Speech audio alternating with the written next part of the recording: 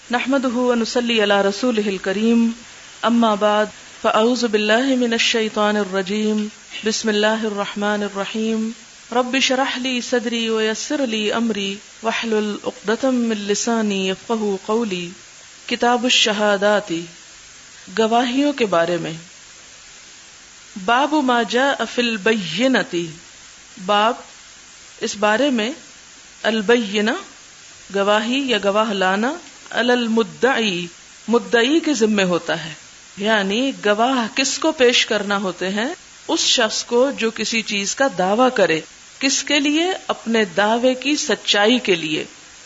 لقولہ تعالی، جیسا کہ اللہ تعالیٰ کا فرمان ہے قرآن پاک میں، یا ایھا الذین آمنوا اذا تداینتم بدین الی اجل مسمی فاکتبوہ، کہ اے اہل ایمان جب تم آپس میں قرض کا لین دین کرو ایک وقت مقرر تک تو اس کو لکھ لیا کرو. اور یہ آیت دین جو ہے اس میں گواہیوں کا ذکر ملتا ہے کہ قرض کے لین دین پر گواہ بنا لو. وقول اللہ عز وجل یا ایھا الذین آمنوا، اور اللہ تعالیٰ کا ایک اور جگہ پر بھی ارشاد ہے کہ اے اہل ایمان کونوا قوامین بالقسط، کہ قائم رہو انصاف پر، شہداء للہ، اللہ کے لیے گواہ بن کر، الی قولہ بما تعملون خبیرا، اللہ تعالیٰ کے اس فرمان آخر تک کہ اللہ کو تمہارے سب کاموں کی خبر ہے. تو یہاں پر اس آیت میں بھی، یہ جو دوسری آیت ہے سورۃ النساء کی، اس میں بھی اہل ایمان کو انصاف پر قائم رہنے کی تلقین کی جا رہی ہے، اور انصاف کے حصول کے لیے ضروری ہے گواہیوں کا ہونا.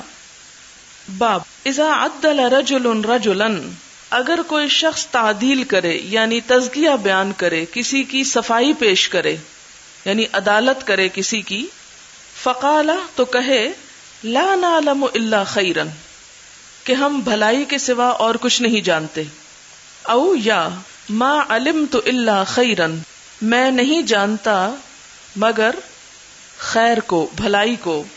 وساق حدیث الافک، اور یہاں پر وہ حدیث افک لائے ہیں جو حضرت عائشہ پر الزام کے ضمن میں آپ سورۃ نور میں بھی پڑھ چکے ہیں، اس کی پوری تفصیل آگے حدیث میں آئے گی.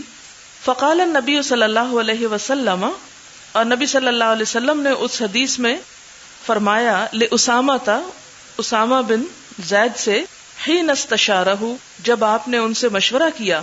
فقال، تو انہوں نے کہا، اسامہ نے جواب دیا، اہلک، آپ کے اہلیہ، ولا نعلم الا خیرا، کہ ہم ان کے بارے میں بھلائی کے سوا اور کچھ نہیں جانتے، یعنی ہم نے ان میں سراسر بھلائی ہی بھلائی پائی ہے. گویا یہ اسامہ کی گواہی تھی حضرت عائشہ کے حق میں.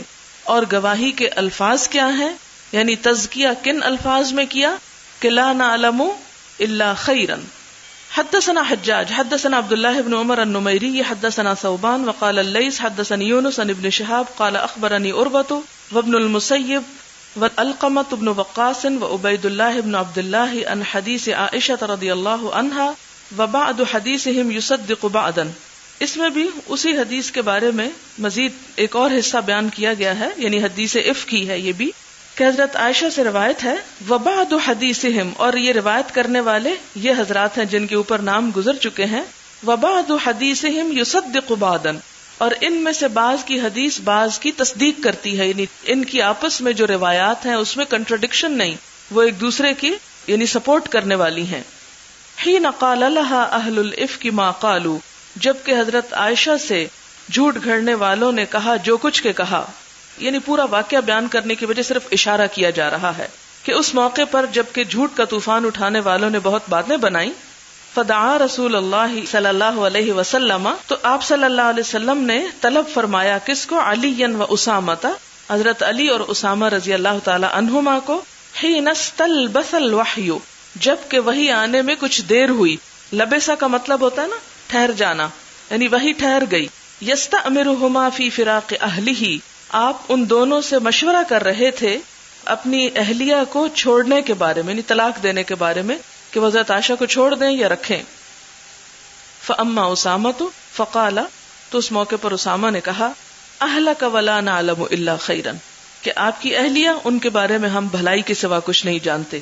وقالت بریرہ، اور بریرہ نے کہا، اور بریرہ یہاں کہاں سے آ گئی کہ جب کہ حضرت علی کو بلایا گیا تھا، تو اصل قصہ یہ ہے کہ حضور صلی اللہ علیہ وسلم نے جب حضرت علی سے مشورہ کیا تو انہوں نے کہا کہ آپ اپنے گھر کی خادمہ کو بلا کر حضرت عائشہ کے بارے میں تصدیق کر سکتے ہیں، تو اس پر حضرت بریرہ کو بلایا گیا تھا، اس لیے براہ راست یہاں حدیث مختصر ہے تو بریرہ ہی کا ذکر آ گیا.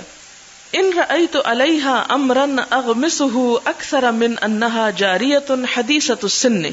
بریرہ کہنے لگی ان رأیت، نہیں، ان نافیہ یہاں، نہیں میں نے دیکھا آپ پر یعنی حضرت عائشہ پر، امرن کوئی بات ایسی، یعنی حضرت عائشہ میں نے ایسی کوئی بات نہیں دیکھی، اغمسہ کہ جس میں آپ پر عیب لگاؤں. اغمسہ غین میم صاد کا مطلب ہوتا ہے عیب لگانا، کسی کو حقیر سمجھنا، کسی پہ تنقید کرنا، کوئی نقص نکالنا. کہ میں حضرت عائشہ کے کسی معاملے میں ان پر عیب نہیں لگا سکتی، اکثر من انہا اس بات سے بڑھ کر کہ وہ جاریتن ایک کم عمر بچی ہیں، حدیثۃ السن نو عمر ہیں، تنام عن عجین اہلہا اپنے گھر والوں کا آٹا گوندھ کر سو جاتی ہیں، تنام سو جاتی ہیں، ان عجین، عجین کہتے ہیں گوندھے ہوئے آٹے کو، اہلہا اپنے گھر والوں کے لیے، فتأت الداجن تو بکری آتی ہے، فتأکلہ تو اس کو کھا جاتی ہے. فقال رسول اللہ صلی اللہ علیہ وسلم، تو اس پر نبی صلی اللہ علیہ وسلم نے فرمایا من یعذرنا. یہ لفظ جو ہے اس کا ترجمہ اچھی طرح سمجھ لیں تاکہ جب بھی کبھی آپ یہ حدیث اس عربی عبارت سے پڑھیں تو بات آپ کو فوراً سمجھ آ جائے. یعذر کا اصل لفظ جو ہے وہ عذر سے ہے. کون معذور رکھے گا مجھ کو، کس بات سے؟ کہ میں الزام لگانے والوں کو سزا دے سکوں. یعنی جب میں الزام لگانے والوں کو سزا دوں تو میری سزا دینے پر کون میرا عذر سمجھے گا کہ میں حقیقی سزا دے رہا ہوں، یہ اصل مطلب. لیکن پھر مفہوم اور محاورے میں کیا ہوا کہ کون ہمارا بدلہ اس شخص سے لے گا، من رجل بلغنی اذاہ، کہ جس کی اذیت مجھ کو پہنچی ہے، فی اہل بیتی میرے گھر والوں کے معاملے میں، فواللہ ما علمت من اہلی الا خیرا، کیونکہ اللہ کی قسم میں اپنی بیوی کے بارے میں سوائے بھلائی کے اور کچھ نہیں جانتا. وَلَقَدْ ذَكَرُوا رَجُلًا مَا عَلِمْتُ عَلَيْهِ إِلَّا خَيْرًا، اور انہوں نے ایک ایسے مرد کا نام لیا ہے کہ اس کے بارے میں بھی بھلائی کے علاوہ میں کچھ اور نہیں جانتا. اور یہ بات آپ صلی اللہ علیہ وسلم نے ایسا کیوں فرمایا، یعنی یہ الفاظ کیوں ادا فرمائے؟ تو امام بخاری کہتے ہیں کہ اس زمانے میں یا اس دور میں طریقہ یہ تھا کہ جب کسی انسان کی تعدیل، کسی کا تزکیہ، کسی کی صفائی پیش کرنا مقصود ہوتی تو یہی الفاظ استعمال کیے جاتے تھے کہ ما علمت علیہ الا خیرن، کہ ان میں بھلائی کے سوا اور کچھ نہیں جانتا. باب شہادت المختبئ، چھپنے والے کی گواہی. یعنی اگر کسی شخص نے سامنے کسی واقعے کو ملاحظہ نہیں کیا، چھپ کر سن رہا تھا اور پھر اس نے گواہی دی تو کیا اس کی گواہی قبول کی جائے گی؟ یا ایک شخص نابینا ہے جو اپنی آنکھوں سے نہیں دیکھتا لیکن اس نے دو لوگوں کو لڑتے ہوئے سنا اور ایک کی زیادتی دوسرے پر، کیا اس کی گواہی قبول کی جائے گی؟ تو یہاں مختبی کا لفظ خبا سے ہے. خبا کا مطلب ہوتا ہے چھپنا، یعنی چھپنے والے کی گواہی جو اپنے آپ کو چھپا کر رکھے. وَأَجَازَهُ عمرو بن حریث، تو عمرو بن حریث نے اس کو جائز قرار دیا ہے. یہ کم عمر صحابی تھے. قال، وہ کہتے ہیں وَكَذَلِكَ يُفْعَلُ بِالْكَاذِبِ الْفَاجِرِ، کہ اسی طرح کیا جائے گا جھوٹے فاجر انسان کے ساتھ، کیونکہ جو شخص جھوٹا ہے وہ اپنے جھوٹ کا اقرار سب کے سامنے نہیں کرے گا، لہٰذا اگر وہ الگ کہیں پر بات کر رہا ہے تو اس کی وہی گواہی لے لی جائے گی. یعنی بعض اوقات ایسا ہوتا ہے نا کہ کوئی شخص خود سامنے نہیں آنا چاہتا کسی بھی ڈر یا خوف کی وجہ سے، اور بعض اوقات وہ گناہگار ہوتا ہے یا ایسے گناہ میں ملوث ہوتا ہے کہ اس کو پتہ ہوتا ہے کہ اگر میں نے لوگوں کے سامنے بات کی تو بہت سے لوگ میرے خلاف ہو جائیں گے. تو اس طرح ایسی حالت میں ایسے شخص کی گواہی لی جا سکتی ہے.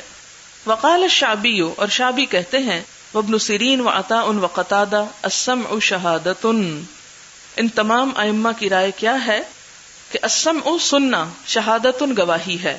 یعنی جو کوئی کسی سے کوئی بات سنے تو اس پر گواہی دے سکتا ہے. یعنی ضروری نہیں کہ گواہی صرف دیکھی ہوئی چیزوں میں ہوتی ہے، گواہی سنی ہوئی باتوں میں بھی ہو جاتی ہے. وکان الحسن یقول، اور حسن کہتے ہیں، لم یشہدونی علی شیء، انہوں نے نہیں گواہ بنایا مجھے اوپر کسی چیز کے، ولیکن سمعت کذا و کذا، لیکن میں نے ایسا اور ایسا سنا ہے، یعنی دیکھا نہیں سنا ہے صرف. حدثنا ابو الیمان اخبرنا شعیب عن الزہری قال سالم سمعت عبد اللہ بن عمر رضی اللہ عنہما یقول انطلق رسول اللہ صلی اللہ علیہ وسلم، تشریف لے گئے رسول اللہ صلی اللہ علیہ وسلم، و ابی بن کعب الانصاری، اور ابی بن کعب انصاری، یؤمان النخل، دونوں ارادہ کر کے گئے کھجوروں کے باغ کی طرف، التی فیہا ابن سیاد، جس میں ابن سیاد تھا. آپ اس کا قصہ پیچھے پڑھ چکے ہیں باب الوحی میں، کہ یہ دعویٰ کرتا تھا کہ اس کو کچھ غیب کی خبریں معلوم ہیں. تو آپ صلی اللہ علیہ وسلم نے اس کے معاملے کی تحقیق جب کرنا چاہی تو چھپ کر کی، یعنی چھپ کر سننا چاہا کہ وہ کیا کیا باتیں کہتا ہے، تاکہ اس کی حقیقت معلوم ہو سکے. کیونکہ یہ احتمال تھا کہ اگر آپ سامنے آتے تو وہ آپ کے سامنے کوئی بھی بات نہ کرتا. حتی اذا دخل رسول اللہ صلی اللہ علیہ وسلم، یہاں تک کہ جب نبی صلی اللہ علیہ وسلم داخل ہوئے، تفق رسول اللہ صلی اللہ علیہ وسلم یتقی بجذوع النخل، تو نبی صلی اللہ علیہ وسلم اپنے آپ کو کھجوروں کے تنوں کے پیچھے چھپا رہے تھے. وہو یختل ان یسمع من ابن سیاد، اور وہ خیال کر رہے تھے کہ سنے ابن سیاد سے، یعنی اس خیال سے کہ ابن سیاد کی باتیں سن سکیں. یعنی ایک معاملے کی تحقیق کرنے کے لیے چھپ کر گواہ بن رہے ہیں، مراد یہ ہے. شیئا قبل ان یراہ، اس سے پہلے کہ ابن سیاد آپ کو دیکھ لے. وابن سیاد مستجع علی فراشہ، اور ابن سیاد اس وقت اپنے بستر پر لیٹا ہوا تھا، فی قطیفۃ لہ، اپنے کمبل میں، فیہا رمرمۃ او زمزمۃ، اور اس میں لیٹ کر کچھ گنگنا رہا تھا یا بھنبھنا رہا تھا. فرأت ام ابن سیاد النبی صلی اللہ علیہ وسلم وہو یتقی بجذوع النخل. فرأت، تو دیکھ لیا ابن سیاد کی ماں نے، کس کو؟ نبی صلی اللہ علیہ وسلم کو. کہاں؟ وہو یتقی، جبکہ وہ بچ رہے تھے، بجذوع النخل، کھجور کے تنوں کے ساتھ، یعنی کھجور کے تنوں کی آڑ میں چھپ رہے تھے. فقالت لابن سیاد، تو اس کی ماں نے ابن سیاد کو کہہ دیا، اے صاف، صاف یعنی وہ سیاد سے نک نیم ہے اس کا، ھذا محمد، یہ محمد صلی اللہ علیہ وسلم ہے. فتناہا ابن سیاد، تو ابن سیاد جو تھا وہ چپ ہو گیا، یعنی رک گیا. تناہا نہیں سے، نون ہے، یہ اس کا روٹ ہے. قال رسول اللہ صلی اللہ علیہ وسلم لو ترکتہ بینا، تو اس پر نبی صلی اللہ علیہ وسلم فرمایا کہ اگر اس کی ماں اسے چھوڑ دیتی، یعنی نہ بتاتی، تو وہ جو کچھ بول رہا تھا وہ بیان کر دیتا اور میں اس کو سن کر اس کی حقیقت کو جان لیتا. تو یہاں اس کا یہ مطلب نہیں ہے کہ آپ تجسس شروع کر دیں اور سن گن لینے لگے اور لوگوں کی باتوں کی ٹوہ لگانے لگے، یہ اس کا معنی نہیں.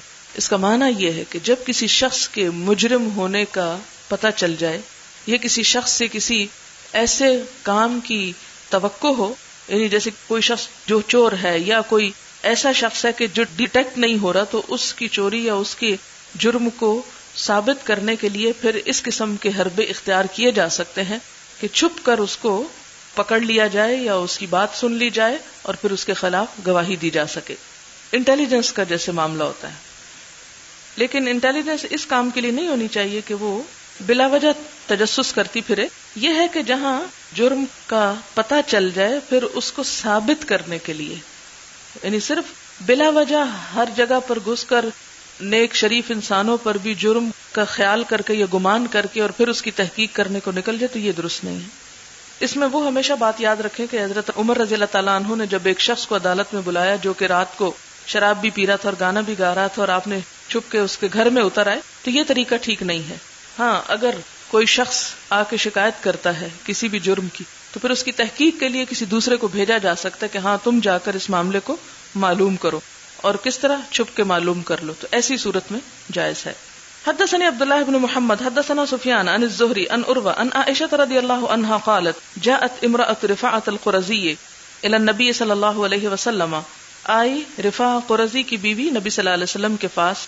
فقالت، تو کہنے لگی، كنت عند رفاعة، میں رفاعہ کے پاس تھی، یعنی رفاعہ کی بیوی تھی. فطلقني، تو اس نے مجھ کو طلاق دے دی. فابت طلاقی، اور پکی طلاق دی مجھ کو، یعنی 3 طلاقیں دے دی. فتزوجت عبد الرحمن ابن الزبیر، یہ زبیر نہیں ہے زبیر ہے، تو عبد الرحمن بن زبیر سے میں نے نکاح کر لیا.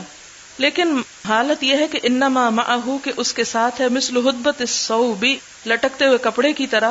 فقال اتريدين ان ترجعي الى رفاعہ تو آپ نے پوچھا کہ کیا تم رفاعہ کے پاس واپس لوٹنا چاہتی ہو.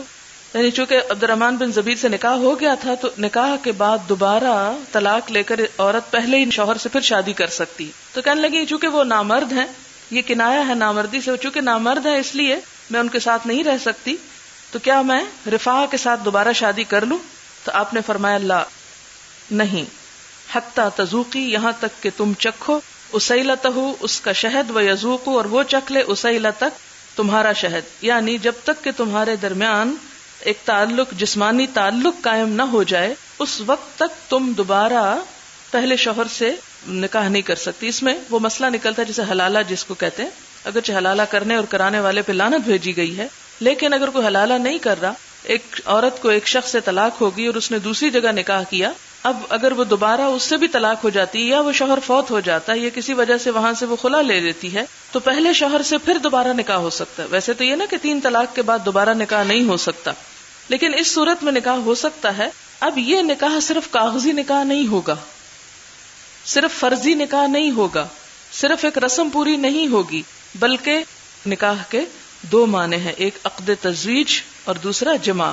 تو یہاں صرف عقد تزویج سے، یعنی صرف خالی پیپر میرج سے دوبارہ عورت پہلے شوہر کے لیے حلال نہیں ہوگی، بلکہ اس کے لیے لازمی ہے کہ اس کا دوسرے شوہر کے ساتھ جسمانی تعلق پوری طرح ہو. وَأَبُو بَكْرٍ جَالِسٌ عِندَهُ، اور ابو بکر جو تھے آپ کے پاس بیٹھے ہوئے تھے، یعنی حضور صلی اللہ علیہ وسلم کے پاس ہی. وخالد بن سعید بن العاص بالباب، اور خالد بن سعید جو تھے وہ دروازے کے باہر تھے. ينتظر ان يؤذن له، اجازت کے انتظار میں کھڑے تھے، انتظار کر رہے تھے کہ حضور صلی اللہ علیہ وسلم ان کو اندر آنے دیں. مثلا یہ ایسے ہی تھا جیسے آپ اپنے گھر میں بیٹھے ہیں، حضرت ابو بکر بھی پاس بیٹھے ہیں، ایک عورت آ کے اپنا معاملہ، ایک مسئلہ پوچھ رہی ہے، اور جو سعید بن عاص ہیں وہ دروازے کے باہر کھڑے ہیں، اس نیت سے نہیں کہ کوئی اندر سے باتیں سن سکے، لیکن عورت بہت زور زور سے بول رہی تھی اور وہ دروازے کے باہر کھڑے ہو کر اس کی گفتگو سن رہے تھے. تو پھر وہ کیا کہتے ہیں؟ فقالا، کہتے ہیں یا ابا بکر، اے ابو بکر، الا تسمعوا الی ھذہ، سن رہے ہو اس عورت کی بات، ما تجہر بہ، جو اتنا زور زور سے بول کے کہہ رہی ہے، عند النبی صلی اللہ علیہ وسلم، نبی صلی اللہ علیہ وسلم کے پاس. اس سے کیا پتہ چلتا ہے کہ وہ خود چھپے ہوئے تھے، لیکن جو بات سن رہے تھے اس کی گواہی بھی ایک طرح سے دے رہے تھے. تو یہ واقعہ اصل میں حلالے کے سلسلے میں نہیں آیا. کس سلسلے میں آیا ہے کہ اگر کوئی شخص کسی کو دیکھ نہیں رہا لیکن اس کی بات سن رہا ہے، پھر اس بات کو وہ آگے جا کے روایت کرتا ہے. مثلا اگر سعید بن العاص یہی بات حدیث کی شکل میں روایت کرتے ہیں، کسی کو بتاتے ہیں کہ حضور صلی اللہ علیہ وسلم نے ایک عورت کے پہلے شوہر سے دوبارہ نکاح کے لیے یہ شرط لگائی ہے، تو اگرچہ وہ اس مجلس کے اندر موجود نہیں تھے، اگرچہ انہوں نے اپنی آنکھوں سے حضور کو بات کرتے ہوئے نہیں دیکھا، لیکن ان کے کان سن رہے تھے اور وہ حضور صلی اللہ علیہ وسلم کی آواز کو ریکگنائز کر رہے تھے، اور ان کو یہ بھی پتا تھا کہ ابو بکر بھی بیٹھے ہیں اور وہ ساتھ ان سے بھی بات کر کے اس کی مزید تصدیق کر رہے ہیں. تو یہ واقعہ دراصل یہ بتاتا ہے کہ اس طرح گواہی ہو سکتی. مثلا ایک شخص نے خود قتل نہیں دیکھا، لیکن وہ باہر سے، یعنی گھر کے باہر سے سن رہا ہے کہ اندر کون کس کو قتل کر رہا ہے، آوازوں سے پتہ چلتا ہے، یا کسی اور قرینے سے اس کو معلوم ہوتا ہے. یا خدا نہ خواستہ اگر کوئی چور کسی کے گھر میں گھس گئے اور باقی لوگوں کو انہوں نے آنکھوں پہ پٹی باندھ دی ہے، لیکن اس سے پہلے کہ وہ پٹی باندھتے وہ دیکھ بھی چکے تھے، اور اس کے بعد وہ ڈاکو جو ہیں وہ گھر والے باقی لوگوں کو قتل جیسے کر رہے ہیں. تو اب یہ شخص جس نے آنکھوں سے اس وقت نہیں دیکھا لیکن وہ چور کو پہلے سے دیکھ کے پہچانتا تھا، اگرچہ اس نے جریمت القتل اپنی آنکھوں سے نہیں دیکھا لیکن سن رہا وہ سارا شور اور ہنگامہ اور آہو بکا، تو اب عدالت میں اس شخص کی گواہی لی جائے گی یا نہیں؟ کیا یہ کہہ کے رد کر دیا جائے گا چونکہ تمہاری آنکھوں پہ پٹی بندھی تھی، تم نے اپنی آنکھ سے نہیں دیکھا؟ نہیں، آنکھ سے نہیں دیکھا لیکن قرائن ساتھ موجود ہیں، پہلے دیکھ چکا تھا کہ کون ہے اسلحے والا، اور پھر اس کے بعد اس کے کان سن رہے تھے.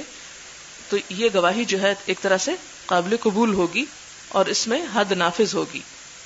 اصل میں یہ باتیں چھوٹی چھوٹی ہیں، لیکن جب عملی طور پہ عدالت میں مسائل پیش آتے ہیں تو یہ بڑے کام کی اور بہت اہم باتیں ہوتی ہیں.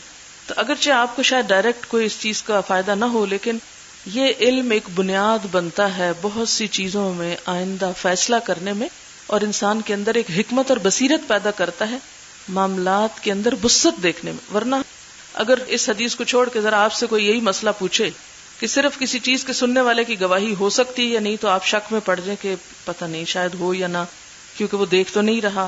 لیکن یہ کہ جب سن رہا ہے اور اس کا ثبوت یہ ہے کہ سننے والے کی بھی گواہی جو ہے وہ چھپ کے سن رہا ہے قبول کی جائے گی، تو بات واضح ہو جاتی. اور پھر ضروری نہیں ہوتا کہ نعوذ باللہ گواہی جو ہے وہ قتل ہی کی ہو یا زنا کی ہو، بلکہ زندگی کے چھوٹے چھوٹے معاملات میں بھی بعض اوقات ایک شخص، مثلا گھر میں دو نوکر لڑ پڑتے ہیں، دونوں ایک دوسرے کی سر پٹول کرتے ہیں. اب وہ باہر کی عدالت میں نہیں جاتے، وہ آپ کی عدالت میں آ بیٹھتے ہیں اور رونا روتے ہیں، اس نے مجھے مارا، اس نے مجھے یہ کیا. تو اب آپ کس کو سزا دیں، کس کو برا بھلا کہیں، کس کی دل جوئی کریں؟ تو اس کے لیے کیا ضروری ہے کہ آپ کے پاس کوئی گواہی ہو. اور گواہی کیا ہو سکتی ہے؟ ایک تو وہ ہو سکتا ہے کہ جو اس موقع پہ حاضر تھا، اور ایک وہ ہے یہ جو دوسرے کچن میں کھڑا ہو کے کام کر رہا ہے لیکن وہ شور شرابہ بھی سن رہا ہے کہ کون زیادتی کر رہا ہے. تو ایسی صورت میں انسان اگر آنکھوں سے نہ بھی دیکھے، صرف سن رہا ہو کسی معاملے کو، تو وہ بھی آگے جا کے گواہی دے سکتا ہے. اور ویسے بھی آپ دیکھتے ہیں کہ قرآن پاک میں سننے کی بات جو ہے وہ بڑی قابل اعتبار ہے. باب اذا شہد شاہد او شہود بشیء، جب ایک گواہ یا کئی گواہ گواہی دیں، شاہدہ گواہی دیں، شاہد ایک گواہ او شہود یا کئی گواہ، بشیء کسی چیز کی، وقال آخرون اور کہا کچھ دوسروں نے، ما علمنا ذالک نہیں ہم جانتے، یعنی ہم کو معلوم نہیں، یحکم بقول من شہدہ تو فیصلہ کیا جائے گا اس شخص کی بات کا جس نے گواہی دی. مثلا کوئی ایک معاملہ عدالت میں پیش ہوتا ہے، اس میں گواہ صرف ایک ہے اور دوسرے لوگ جو ہیں وہ گواہی نہیں دیتے، بس یہ کہہ دیتے ہم کو نہیں پتا. اب کس کی بات لی جائے گی؟ ان کی نہیں جو کہتے ہیں ہم کو نہیں پتا. مثلا ایک شخص جو ہے اس کے پیسے چوری ہو گئے، اب وہ شخص آ جاتا ہے کہ فلاں نے چوری کی. اب ایک کہتا ہے میں نے دیکھا ہے فلاں کو جیب کاٹتے ہیں، دوسرے بھی اسی مجلس میں موجود تھے لیکن وہ کہتے نہیں ہمیں نہیں پتا. اب فیصلہ کن کی بات پر ہوگا؟ یہ بہت ساروں کی بات پر نہیں، اس کی بات پر جو کہتا ہے کہ میں نے دیکھا ہے. ٹھیک ہے، مثلا آپ دیکھتے ہیں کہ آپ سب یہاں کمرے میں بیٹھے ہوئے ہیں، کوئی واقعہ پیش آ جاتا ہے. اب ضروری نہیں کہ ہر شخص اس واقعے کو پوری توجہ یا ڈیٹیل سے دیکھ یا سن سکے. ہو سکتا ہے آپ اپنا اپنا پڑھنے میں مصروف ہے، لیکن ایک شخص جو ہے اس کو شک پڑا اور وہ ساری توجہ اس چور کی طرف ہی کر لیتا ہے یا اس واقعے کے ایک ڈیٹیل کی طرف کر لیتا ہے. اب عدالت میں یہ کہہ کر وہ مقدمہ خارج نہیں کیا جائے گا کہ جی 500 لوگ جو دوسرے بیٹھے تھے انہوں نے تو کوئی گواہی نہیں دی اور ایک کی گواہی پہ کیسے فیصلہ ہو. نہیں، جو گواہی دیتا ہے اس کی گواہی لے لی جاتی ہے اور باقی جو نہیں دینے والے ہوتے اگرچہ وہ وہاں موجود ہوتے ہیں ان کی بات کو کنسیڈر نہیں کیا جاتا. مثلا چاند طلوع ہوتا ہے، تب آپ دیکھیں ایک شہر میں ہزاروں کیا لاکھوں لوگ ہوتے ہیں، سب موجود ہیں شہر کے اندر لیکن سب نے چاند نہیں دیکھا. اب 2 لوگ کہتے ہیں جی ہم نے دیکھا ہے، اب آپ عید منائیں گے یا نہیں؟ کیا آپ یہ کہیں گے جی ہزاروں لاکھوں اندھے تھے جنہوں نے نہیں دیکھا تو ہم 2 کی وجہ سے عید کر لیں؟ آپ کر لیں گے. اذا شہد شاہد و شہود بشیء، جب گواہی دے کوئی ایک شخص یا کچھ لوگ، وقال آخرون اور کہیں دوسرے، ما علمنا ذالک ہم کو نہیں پتا. پورا شہر کہتا ہے ہمیں نہیں پتا لیکن 2 لوگ کہتے ہیں ہم نے دیکھا. یحکم بقول من شہدہ فیصلہ کیا جائے گا کس کی بات کی بنا پر؟ من شہدہ جس نے گواہی دی، یعنی یہاں پھر گواہ کی گواہی کو لے لیا جائے گا. قال الحمیدی ھذا کما اخبر بلال، حمیدی کہتے ہیں کہ یہ ایسی ہی بات ہے جس کی خبر دی بلال نے، ان النبی صلی اللہ علیہ وسلم صلی فی الکعبۃ، پیچھے حدیث گزر چکی ہے نا. حضرت بلال نے کہا کہ حضور صلی اللہ علیہ وسلم نے کعبہ کے اندر نماز پڑھی. وقال الفضل اور فضل کہتے ہیں لم یصلی نہیں پڑھی. فاخذ الناس بشہادت بلال تو لوگوں نے حضرت بلال کی گواہی کو لیا. کیوں؟ اس لیے کہ فضل نے نوٹ ہی نہ کیا ہوگا، وہ کچھ اور دیکھ رہے ہوں گے کہ آپ اندر گئے ہیں یا نہیں. اب دیکھیں نا ایک بڑی بھیڑ ہوتی ہے، ایک رش ہے، تو ضروری تو نہیں کہ اب خانہ کعبہ میں اگر 5000 لوگ ایک وقت میں طواف کر رہے ہیں اور ایک شخص اندر جا رہا ہے اور باہر آ رہا ہے تو 5000 اسی کو دیکھ رہے ہوں، وہ تو اپنا اپنا کام کر رہے ہوں گے نا. تو ایک شخص جو ساتھ چل رہا ہے، بلال کی تو جوتیوں کی چاپ جنت میں بھی آپ نے سنی تھی، تو وہ جو ساتھ چل رہا ہے اور خود آپ کے ساتھ اندر داخل ہوتا ہے، اس کی گواہی لی جائے گی اور کسی دوسرے کی گواہی وہاں جس نے وہ فعل دیکھا ہی نہیں لی جائے گی. یعنی ایک اصول طے ہو گیا نا. اس سے ہمیں ایک اور فائدہ ہوتا ہے کہ دو احادیث میں جب کنٹرڈکشن ہوتی ہے تو اس میں ہمیں پتہ چلتا ہے کہ کس کی بات لیجیے گا اور کس کی چھوڑ دی جائے گی. تو اس سے پتہ چلا کہ جو ساتھ ہوگا، جو مثبت بات کرے گا، اس کی لے لی جائے گی، اور جس نے اس واقعے کو نوٹ ہی نہیں کیا اس کی گواہی نہیں لی جائے گی. کذالک ان شہد شاہدان ان لفلان علی فلان 1000 درہم وشہد آخران ب1000 و500 یقضی بالزیادہ. اسی طرح ایک اور معاملہ ہے کہ اگر کوئی دو گواہ یہ گواہی دیں کہ فلاں شخص کے فلاں کے ذمہ 1000 درہم ہیں یا 1000 روپے ہیں، یعنی قرضہ ہے، اور شہد آخران لیکن دو دوسرے کہتے ہیں ب1000 و500 1500 ہے، یقضی بالزیادہ، تو اس موقع پر جو زیادہ کی گواہی دیں گے ان کی گواہی لی جائے گی تاکہ اس شخص کو نقصان نہ ہو. حدثنا حبان اخبرنا عبد الله اخبرنا عمرو بن سعيد ابن ابي حسين قال اخبرني عبد الله بن ابي مليكه ان عقبه بن الحارث انه تزوج ابنه لابي ايهاب بن عزيز. عقبہ بن حارث نے شادی کی کس سے؟ ابو ايهاب بن عزیز کی بیٹی سے. فاتته امراه، تو ایک عورت آ گئی، کوئی بدو عورت آ گئی. آپ کو یہ تو معلوم ہے نا کہ عربوں کے ہاں رواج یہ تھا کہ بچے چھوٹے ہوتے تھے تو وہ ان کو دودھ پلانے کے لیے ایسی عورتوں کو دے دیا کرتے تھے جو باہر صحرا جنگل وغیرہ میں رہتی تھی، بدو میں رہتی تھی. اب بعض اوقات ایک ایک عورت 2 3 بچے لے جاتی تھی ایک وقت میں، کیونکہ ان کی ایک کمائی کا ایک طرح سے ذریعہ تھا، اور ادھر جو اشراف بڑے بڑے لوگ ہوتے تھے وہ اس کے بدلے میں ان کو کچھ دے دیا کرتے تھے. اب ہوا کیا کہ وہ بچپن کی بات تھی، آئی گئی ہو گئی کہ 2 مختلف بچوں کو ایک ہی عورت نے، ایک لڑکا تھا اور ایک لڑکی، دودھ پلا دیا. اب بڑے ہوئے، گھر والے ایسے کوئی نہیں تھے جن کو یہ بات یاد ہو. اور پھر یہ بھی ہوتا نا کہ ایک عورت آئی، ایک ماں سے یا باپ سے ڈیل کر کے چلی گئی، اتفاق سے ماں اور باپ جنہوں نے وہ دیا تھا بچہ دودھ پلانے کو، شادی کی عمر تک پہنچتے ہوئے وہ فوت ہو گئے. باقی گھر میں کسی کو پتہ ہی نہیں تھا، خود بچے کو بھی نہیں پتا تھا کہ میں نے بچپن میں کس کے ساتھ دودھ پیا. اب اسی قسم کا یہاں ایک معاملہ پیش آتا ہے کہ ایک مرد نے ایک عورت سے شادی کر لی، شادی کی ہی تھی کہ ایک عورت آ گئی باہر سے، دیہات سے. فقالت، تو وہ عورت کہنے لگی، قد ارضعت عقبۃ والتی تزوجا، کہ میں نے دودھ پلایا ہے عقبہ کو اور اس عورت کو جس سے اس نے شادی کی، یعنی تم دونوں رضائی بہن بھائی ہو، دونوں کو میں نے دودھ پلایا. تو مشکل ہو گئی.